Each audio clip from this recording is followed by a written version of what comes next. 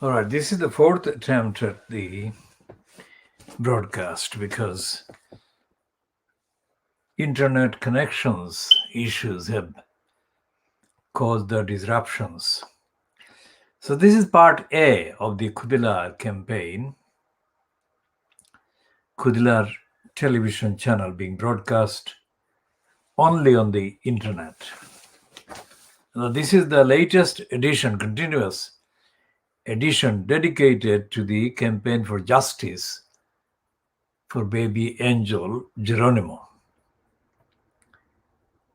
Now, Geronimo is someone that we have adopted, and people around the world, any number of people, have adopted him, in effect. And Geronimo has been the subject of severe criminality conceived by the UK state. And Geronimo has been accused. Geronimo has been accused of being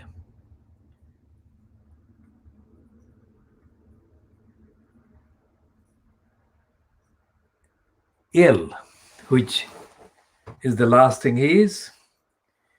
Geronimo has been in the perfect health. So Geronimo, what Geronimo has done for the last 4 years is every minute, every second of his existence, which is every breath. The baby Geronimo has rebutted and rejected the lies being spewed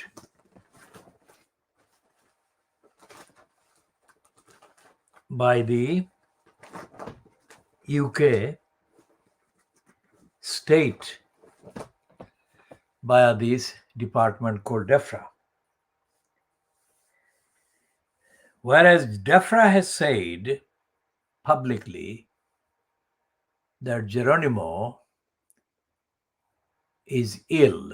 Geronimo has shown to the world that he is absolutely in perfect state of health. And the health has been the first thing that people from around the world have noticed. That Geronimo has been healthy and is healthy. And his health, as anyone aware of basic biology would know, his health has been part of the argument against DEFRA. Now, anyone watching this needs to be reminded that this is not a program the like of which you will come across anywhere else. This is a serious program, and this is delivering to you, whoever you may be watching, wherever, unique, absolutely unique evidence and unique evidence-based commentary. Commentary on the sickness of the UK state. Commentary on the sickness of the UK Parliament. commentary on the sickness of the UK government, so-called, fronted by Boris Johnson, who is the front man of a Sikh cabal.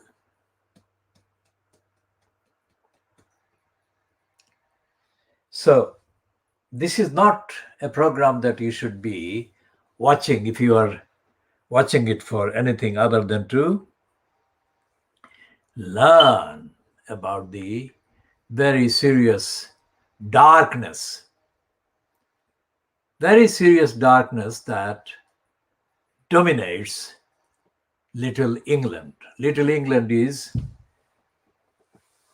a phrase that I'm using advisedly. Little England, as we have said in the previous editions, is an attitude, is an outlook, is a view of the person who is doing the viewing, let's say, showing the outlook or possessing the outlook. Little England, to that person, is the center of the earth. There is no other country in the world other than Little England. And there are no people, there are no creatures, there are no plants, nothing. Little England is the center of the universe. It is that sick. And because it is so solidly sick, the Little Englander, whoever that is, he or she, never allows justice, never allows morality, never allows compassion, never allows the concept of caring, let alone the concept of love. Little England is full of hatred. Little England is full of blindness, and Little England is darkness. No Little Englander can see baby angel Geronimo. Every Little Englander is in complete and utter denial. And because they are in complete and utter denial, one of the Little Englander morons, or two, actually posted what we campaigning for the justice in our way for baby Geronimo. We might be coming from Russia or China.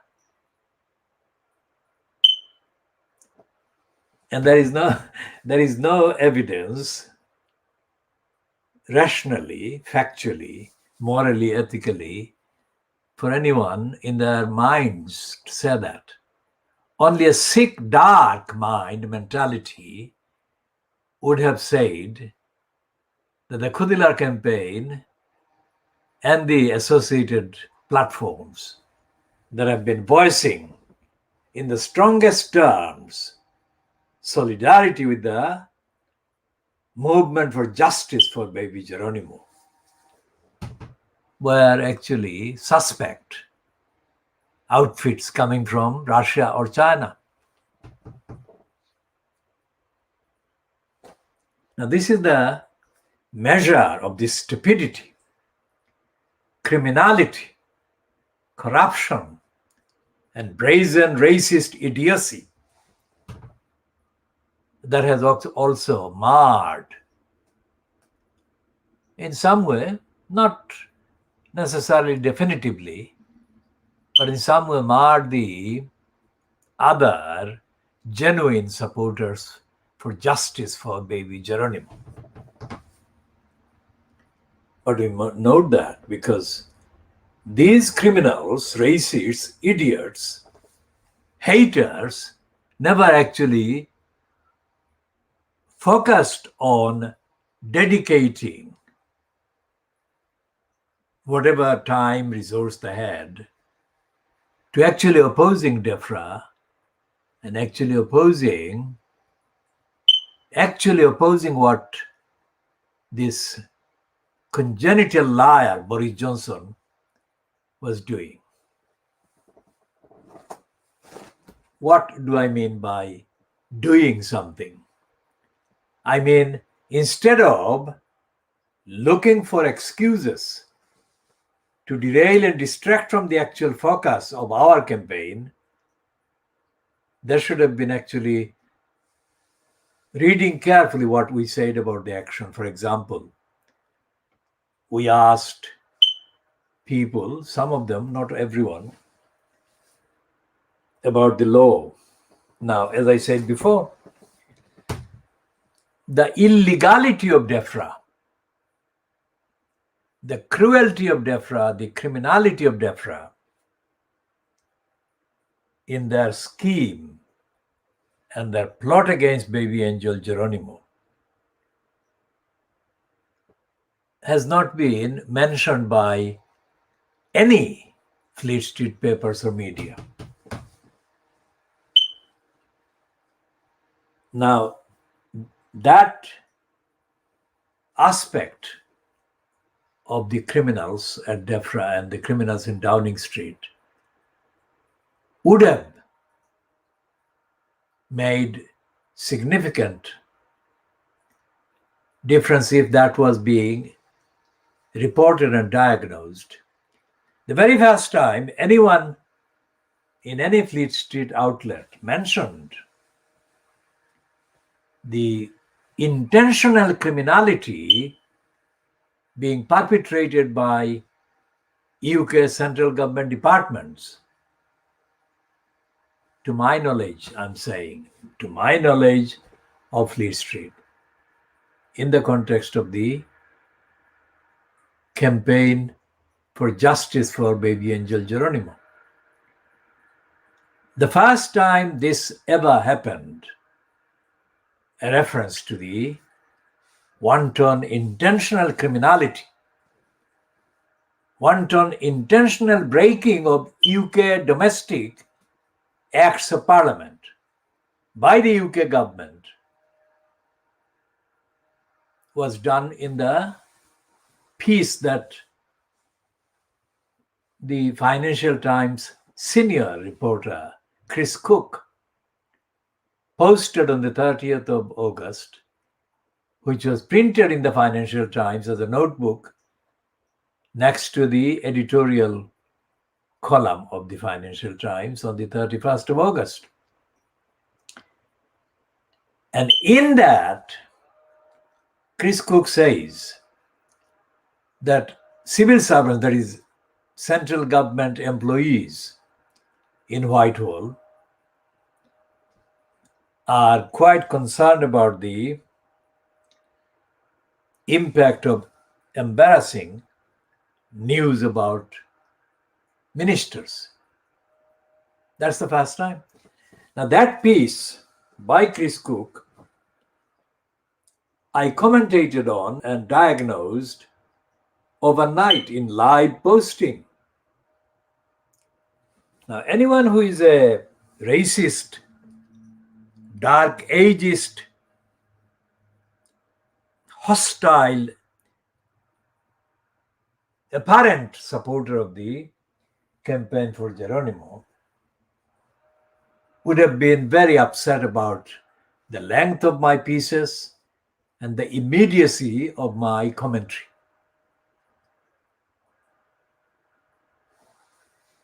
Because there has been no commentary other than mine anywhere that I have been able to check. If there is anything I have missed to that extent, I shall be correcting it when evidence is put before me that I have got part of the information incomplete, let's say. But even if somebody kind of commented as instantaneously as I did on the piece on the Financial Times website, because at that time it was on the website, because I had not actually got the hard copy of the Financial Times of the day. So I actually relied on the internet online version. Essentially, it was the same. So what Chris Cook said was that UK central government departments employees were breaking the Freedom of Information Act. And they were doing that. Chris Cook used the term gutting. Contextually, that use of the term gutting means burning, defying, destroying, tearing up altogether. So what Chris Cook said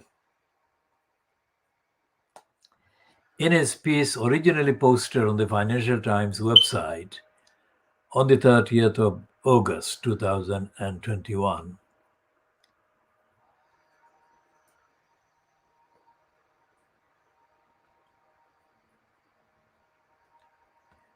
he said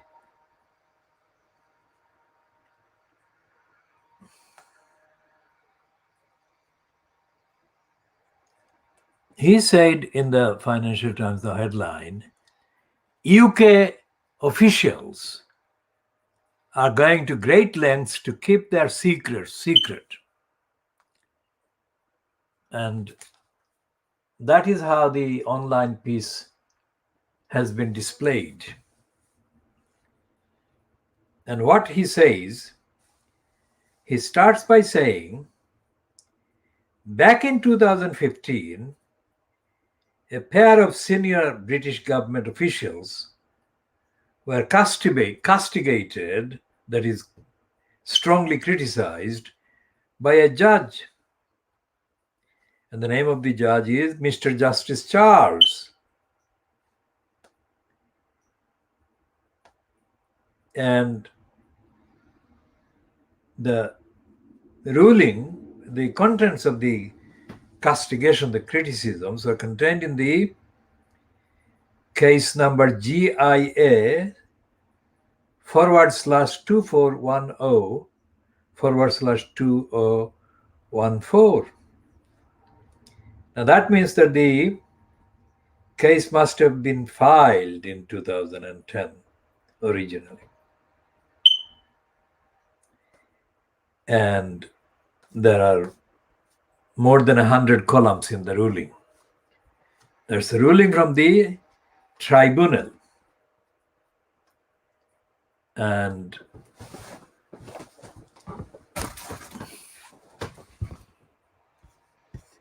I shall be going to that piece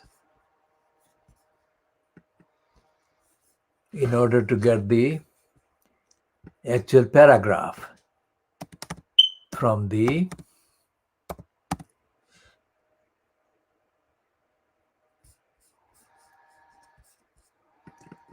statement by Mr. Justice Charles.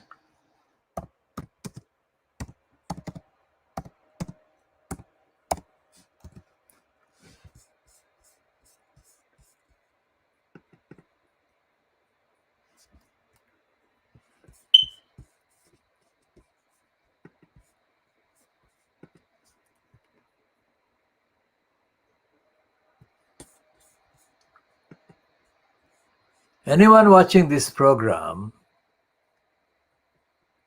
and who has not been watching it from the beginning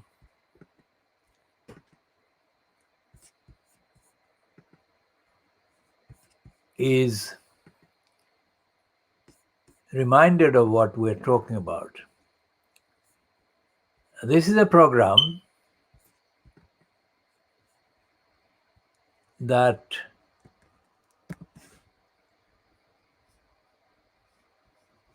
refers, this is a program that refers to the United Kingdom state employees openly, intentionally defying UK law and breaking UK law.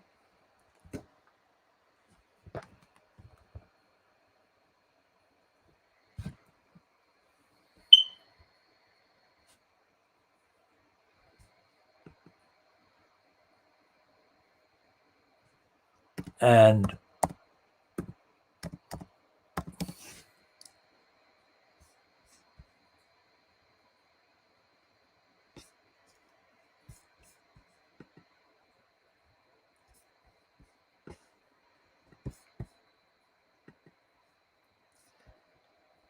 so what he's saying, we can't find the paragraph, but we'll repeat this. Back in 2015, Chris Cook wrote in the Financial Times, a pair of senior British government officials were castigated by a judge, Mr. Justice Charles. So Mr. Justice Charles. Evidence those senior British government officials had presented to court had fallen way below the standards that the public and the court are entitled to expect of government departments and senior civil servants. You couldn't get a clearer statement, even if you looked for it, by an intelligent observer of the behavior, the corrupt behavior of the government department. And those words actually fit the behavior of DEFRA, more than fit the behavior of DEFRA. So this campaign, which is not coming from China or Russia, but is coming from East London in the United Kingdom, and being presented by somebody who has been active in constitutional law campaigns and active in other moral, ethical, democratic campaign for justice for decades. This program is saying, as part of the campaign for justice for baby angel Geronimo, that the behavior of the UK Central Government Department, as recognized by Mr. Justice Charles in 2015 and as reported contextually by Chris Cook on the 30th of August 2021, the behavior proves that the UK is in darkness. UK public institutions and agencies are in dark age and darkness. They're openly breaking law. Think about that. If the government breaks the law, then who in the country can respect the law? But that's not the only evil that Chris Cook partially recognized. Chris Cook, he wrote in a kind of laid-back style his Financial Times piece. So he wasn't like a campaigner in the way that I am, and the way that most of the people who have knowledge of the DEFRA criminality against baby angel Geronimo and his mom, Helen, are and have been and will be, and have no option but to be. But even though it's a laid-back piece by Chris Cook, he actually discloses some very alarming thoughts about the darkness that rules public institutions and public decision-making in the UK. And Chris Cook says,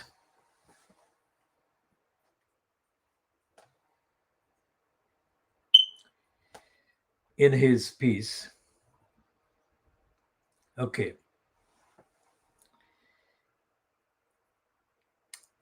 there is a complex, it's a paragraph with 3 sentences. And I'll read the last paragraph, sorry, the last sentence. The core of the UK state, writes Chris Cook in the Financial Times, the core of the UK state is utterly paranoid about ministers being embarrassed. So the question is,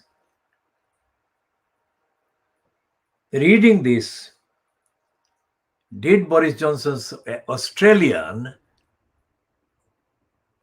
allegedly, strategist, is it Cosby or Crosby, did he read this, or did he get to know about the existence of this item in the Financial Times, and did he add his paranoia at the prospect that the Financial Times talking about that would be related by people to what DEFRA was doing against Geronimo?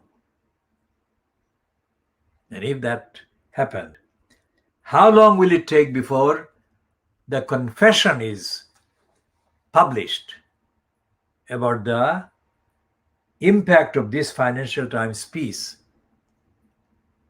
on the corrupt criminal outlook by the criminals operating under the guise of DEFRA?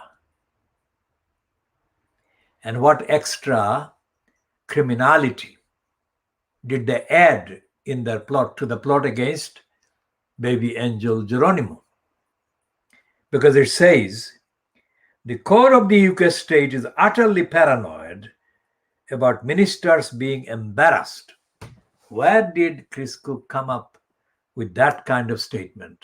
Surely, because he is not employee, he's not writing as an employee of the UK state. So how did he identify the utter paranoia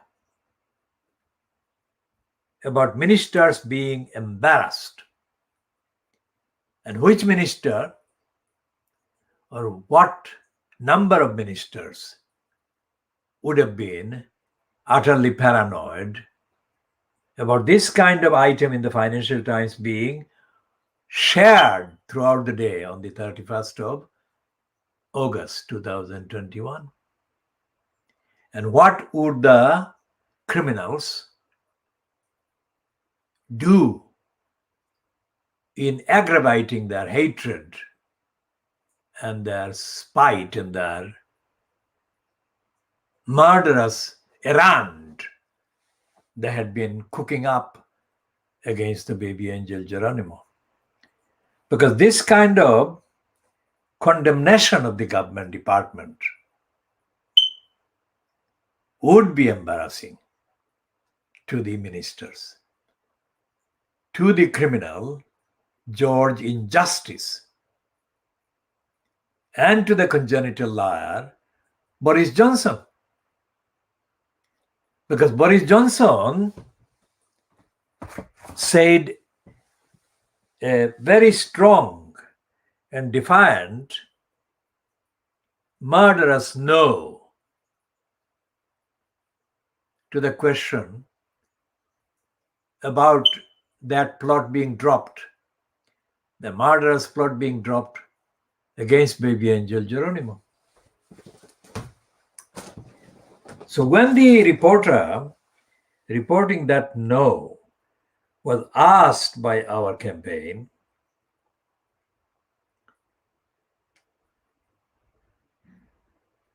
the reporter did not dispute the assertion that we reiterated that DEFRA was lying, intentionally lying. Now, Chris Cook says that the UK government, central government officials are burning. He said the Freedom of Information Act is being quietly gutted by civil servants.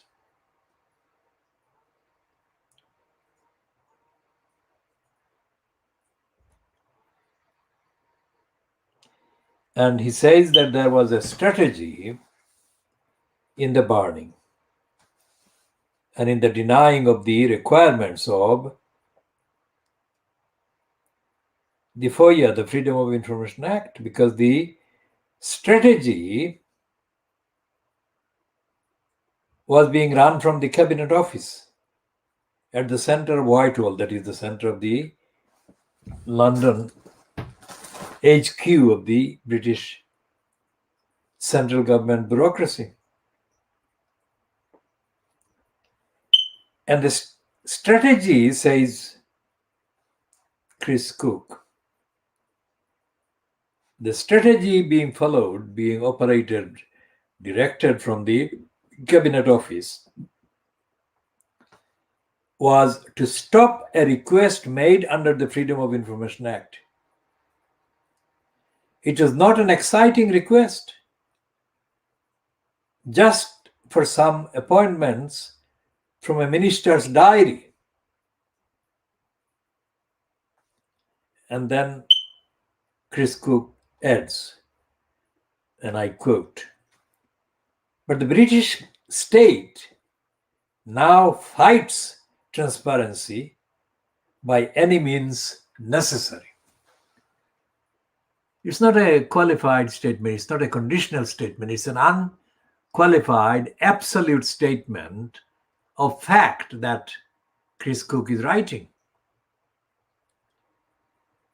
And if they fight transparency by any means necessary, then what does it make them?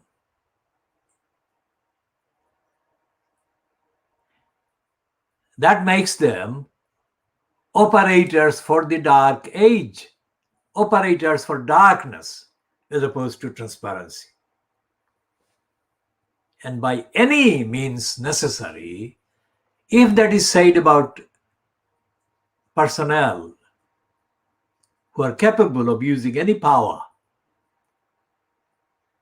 at their disposal as employees and operatives in the name of the UK state, then they can do anything.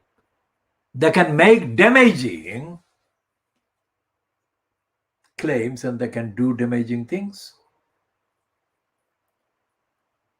So this is a piece by Chris Cook, who actually sums up everything that DEFRA has been doing against baby angel Geronimo. So who is Chris Cook in terms of the facts that he actually relates and he makes the assertions? Who is he? Well, Chris Cook had worked for the Financial Times before, and then he did some freelance work, left the Financial Times and did some freelance work, and then was recruited as the policy editor at the BBC Two television slot Newsnight. So Chris Cook worked at Newsnight as policy editor. It doesn't take a lot of intelligence to think that he would have access to significant amounts of information about what was going on within the Whitehall bureaucracies and in the rest of the UK state. So he says that the core of the UK state is utterly paranoid about ministers being embarrassed. I mean, we know from publicly accessible statements posted by Helen MacDonald about her going out of the way to give opportunities to George injustice. She didn't call him injustice. We are calling him injustice. And to Boris Johnson, repeatedly, time after time after time after time. So Helen MacDonald has given opportunities to Boris Johnson and to DEFRA, Christine Middlemiss, the so-called chief vet. On her record, she can only be called thief vet, stealing the rights of the baby angel Geronimo. She is the thief vet. She is the thief who has committed and plundered all the rights that she should have been upholding. So when Chris Cook appears and writes this piece again on his return to the Financial Times, what has he been doing in the meantime? He has been working as an advisor to the Conservative MP, not now an MP is in the House of Peers, who has been called, whoever devised this, I don't know, but he has been described as the man with two brains, David Willits or Willets. He was a junior minister in a Conservative cabinet before he got the kind of transfer as a peer to the House of Peers. So Chris Cook worked as an advisor to this man with the kind of designation that he had two brains. That is a mark of recognition by some people that he was intelligent. Now, Chris Cook worked with David Willits as an advisor. And in the course of his employment as an advisor, however long it was, Chris Cook would have come across significant amounts of Whitehall civil service in action. So he knows from the inside how the civil servants look at the world outside and how they behave. So this is a very significant point, that Chris Cook is not somebody writing about the illegality and criminality of the UK state as an outsider. He is actually an insider. Not only is he an insider about the UK civil service, but he is also an insider about the stream, the floods of information about what is going on in this country that actually are actively aimed at the BBC news organizations and news outlets. And Newsnight is one of the most active destinations of queries, informations, and original tips by people with the knowledge, direct knowledge of what is going on in the UK state. Newsnight, like other news outlets in the BBC, does not publish most of the stuff it receives. Simply there is not enough time. And also the BBC is part of the most, if you like, widely viewed news source in the country, despite the fact that Sky News and ITV and Channel 4 and others do exist as de facto alternatives in some cases, but essentially, in terms of the numbers of people who watch BBC outlets, news outlets, are far higher than all the others that I have mentioned. So Chris Cook is somebody who wrote that piece with considerable experience and evidence. So when his piece appeared and became accessible, what did DEFRA do? What did Boris Johnson do in reaction to that piece?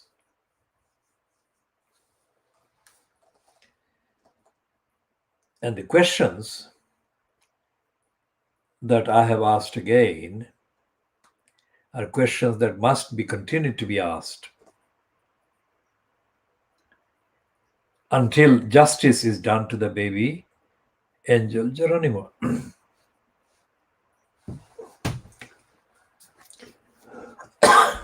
Now, this particular piece contains a reflection on the Freedom of Information Act and its impact on the access to government information that ordinary people have been able to exercise. Now, Chris Cook says that there was no golden age of the Freedom of Information Act. And he gives an illustration that journalists always needed to disguise what they were actually, what they actually wanted. And he says that the reason why the journalists had to disguise what they actually wanted was because the Act, the Freedom of Information Act, contains excuses for the government to lie and to deny the requests. Well, I'm saying that they lie, but Chris Cook isn't. But I'm interpreting that as a statement. He is disguising himself because otherwise the Financial Times would not publish that.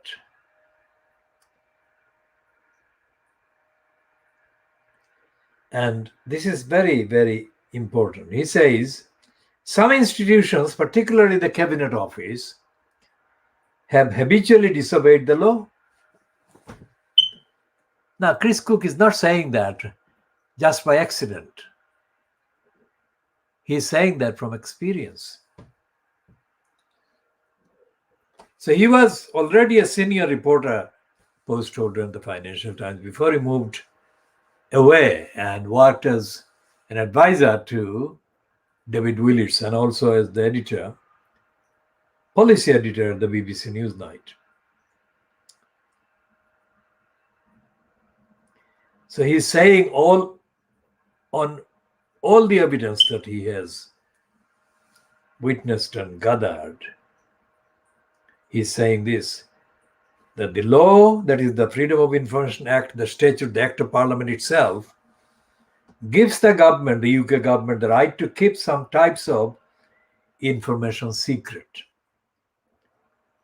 And he's saying that many of the central government staff, that is employees, have long seen their job, notice what he's about to say, as stretching those bits of law to cover any information that might be important.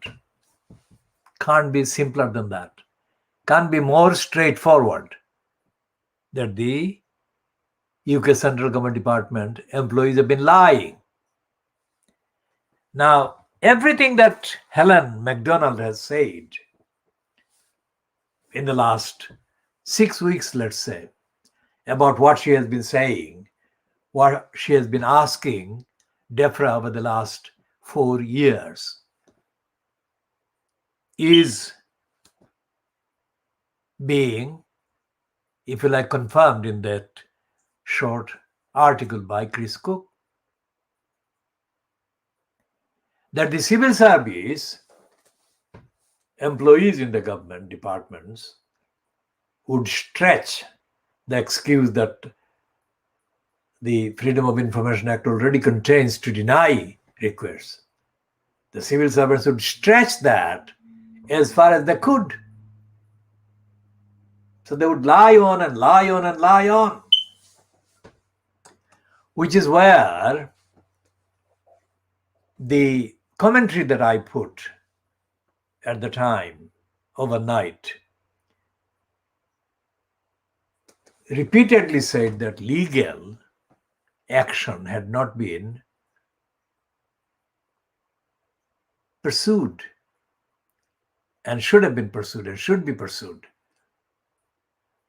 Although there are 3 published so-called judgments rubber stamping the criminality and wrongdoing and law breaking and the corruption by DEFRA against baby Angel Geronimo. There are 3 judgments. Like one is by Murray, and the other one is by Griffiths, and the latest one is by Stacey. These are rubber stamp rulings. They are not rulings in accordance with the rule of law, in accordance with the due process, and in accordance with the concept of justice, and most certainly not in accordance with the rights that Helen MacDonald has had and baby Angel Geronimo have under the Magna Carta, the pledge of the Magna Carta. Now, the Magna Carta, quoted by the UK Supreme Court on the 17th of January 2017 about the case against torture brought initially by Belhaj and his wife. The Magna Carta was quoted by the Supreme Court as a bedrock, as part of the bedrock, as part of the actual pledge undertaken by the state to respect the ordinary person in society. Now, respect entailed in later kind of evolutions in terms of linguistics and terminology, the concept of rule of law and the due process. Now, 2 days after the Financial Times published the Chris Cook piece, the same Financial Times published a piece by Stephanie Boyce. Now, Stephanie Boyce is currently in the post as president of the Law Society in England and Wales. And the headline to her piece gives the actual